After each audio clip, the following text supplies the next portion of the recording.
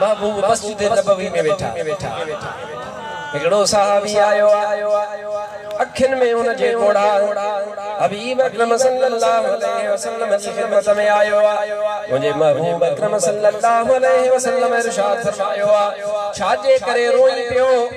अखिन में तोखे कोड़ा अर्ज करे तो या रसूल अल्लाह मुझो एकड़ो बचड़ो अल्लाह अता फरमायो वो बचड़ो मुझे रब पंजो करे छडियो आ मुखा वठी छडियो आ औलाद जो दुख आ मुझा हबीब उन जे कारण रोवा थो महबूब मदीने वाले फरमायो अबा जो हिकड़ो बचड़ो जहान छडे वने नंढड़ो हुजे क़यामत वारे दिहाड़े ते वो न जो नंढड़ो बार उनके हथ में वठी करे जन्नत रवानो करे छडियो ओ नंढड़ो बार शफाअत कंदो रे तवज्जो कजा मौलविन ते मुके अफसोस आ मौलवी न अन्या चवा ता मुल्लन ते सुन्नी ता मौलवी आ न पाके मुल्लन ते अफसोस आ महबूब जी सच्ची हदीस वा महबूब फरमाए तो नंढड़ो बार शफाअत करे तो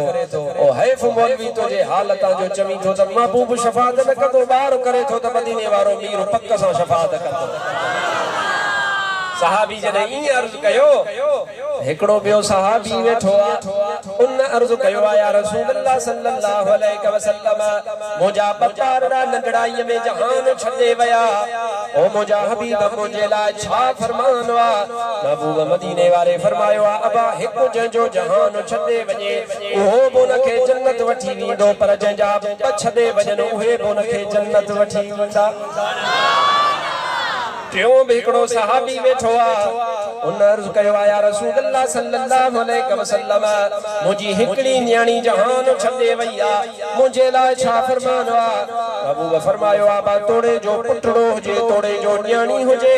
ये क़यामत जे दिहाड़े ते तवा जी सिफारिश करे तोखे भी जन्नत में वठी वेंदा कुंड में हिकड़ो सहाबी बैठो उन जे अखिन मां पानी वहे पियो नार पिया वहस महबूब मदीने वाले ने हारे करे फरमायो तू छो थो रोई अर्ज कई त या रसूल अल्लाह औलाद थींदिया शादी कबिया तने औलाद थींदिया अरे या रसूल अल्लाह मां त शादी कई काने तमा फरमायो औलाद जजी हुंदी उनके जन्नत वठी वेंदी सिफारिश कंदी या रसूल अल्लाह मां त शादी कोन कया मुजो छा थींदो आमिना जे लाल फरमायो अबा जो दुनिया में केर बि नाहे उन जो मां पाण मदीने वारो वेठो ओ तुझे शान मथा कुर्बानो नबी तुझे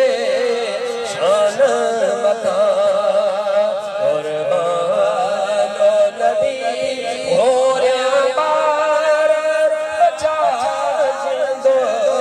जान नबी तुझे शान मथा महबूब जे शान तो कुर्बान आयो या न जे महबूब जे शान तो कुर्बान हो का जुबान खामोश न रहे महबूब जी नात या चाहो तुझे शान